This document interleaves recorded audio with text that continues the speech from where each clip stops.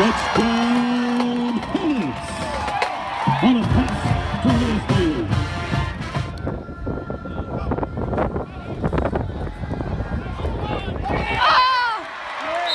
Pass is intercepted by Gabe Cleveland.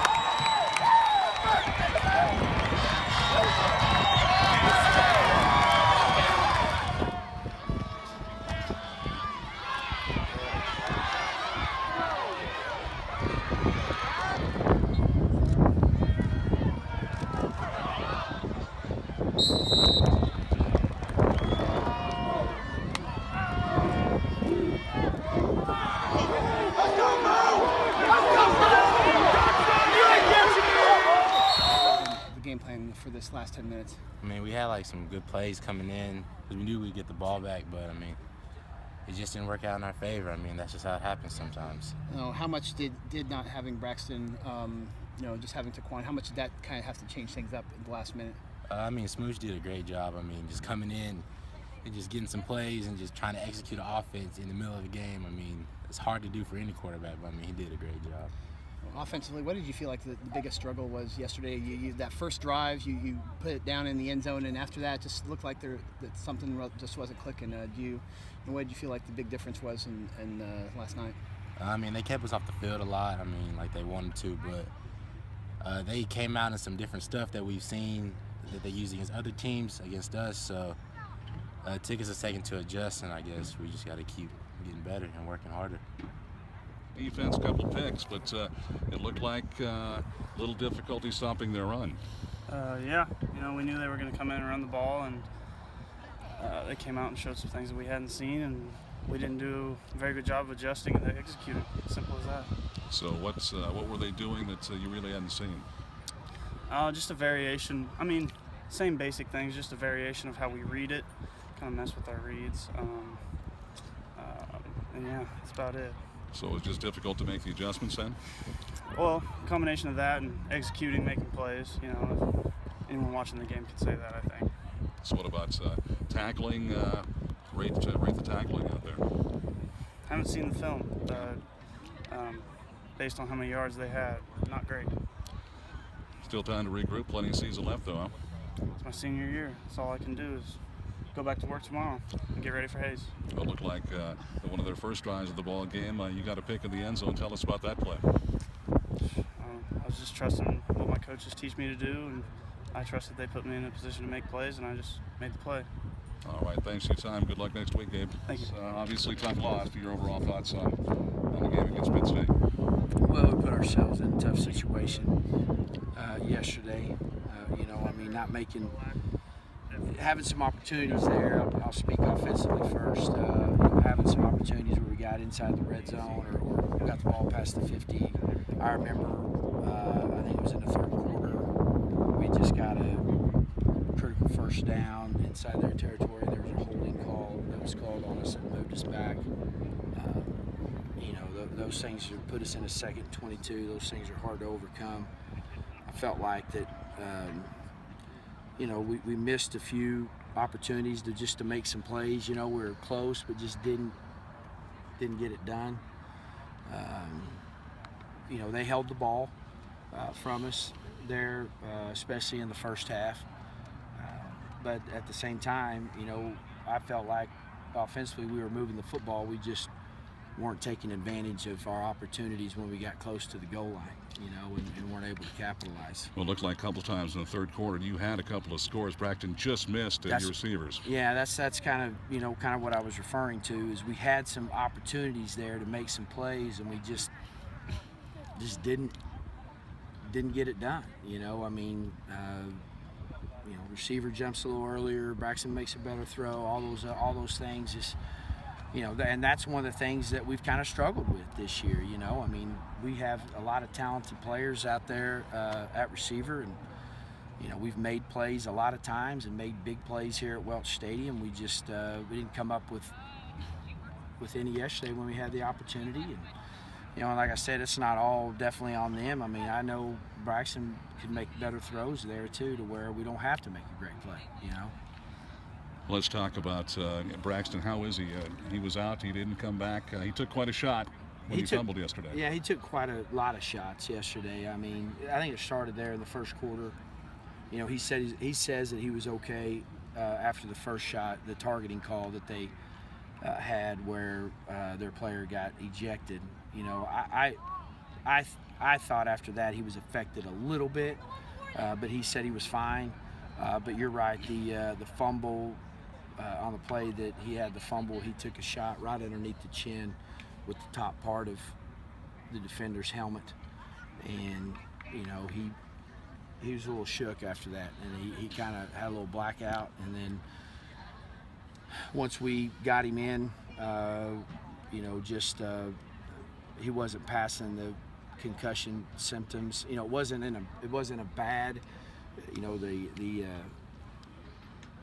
score or whatever wasn't real high, but it was high enough to where, you know, we're going to take precautionary measures. And the most important thing, like I told him, is, hey, I'm all about winning games, but, you know, the safety of my players, and I just, you know, I want him to be okay. You know, I got a son that's just a little bit younger than him, and, you know, I want him to be all right and him to have confidence moving forward. So we just said, hey, look, you know, you're done. And you know, we knew it was going to be an uphill battle coming back today, but we also wanted to have an opportunity to win the football game. That's all we wanted, was to get an opportunity to win the football game. And you know, defensively, we, you know, at times couldn't stop the run, kind of hurt us a little bit. Played well in spurts, which has kind of been our story all year, where we play well at times, but we just can't ever put anything consistently together. Well, they I think racked up 360 yards on the ground, and they, you know, were looking pretty comfortable running the football. Yeah. Would you agree? Yeah, and that's one of those things that when a team, you know, we're not a team that runs the ball like that, as you know, but when you play teams like that and they're having success running the football, it can be pretty, you know, excruciating to you over on our side. Just the simple fact that, you know, when you're running the football, it makes a whole lot of everything else a little bit easier. If you run a play action pass, or you know, somebody might be running wide open. But we knew coming into this game they had changed their philosophy a little bit offensively after the Lindenwood game. I think it's paid dividends for them. And we knew coming into the game that they were going to run the football, but we just weren't able to get it stopped the way we needed to get it stopped. So were they doing anything offensively that you didn't plan for? No, I mean, we knew coming into the game kind of what they were going to do now. I mean, they had changed, like I said, 2 weeks ago, but there wasn't anything that was, you know, that we hadn't seen or anything like that. I mean, anytime you play a team that's doing the zone read, the triple, where they have a guy that's, you know, pitch, that they have the opportunity to pitch the football, I mean, you got to make sure you're gap sound, and you got to make sure you got somebody on dive and pitch and quarterback and all that. So those are things our guys prepared for. Like I said, we just weren't able to get stops, and we needed to. A category which you, I think, lead the MIAA, may lead the nation in, and that is first drive touchdowns. You did it again in this game, Coach.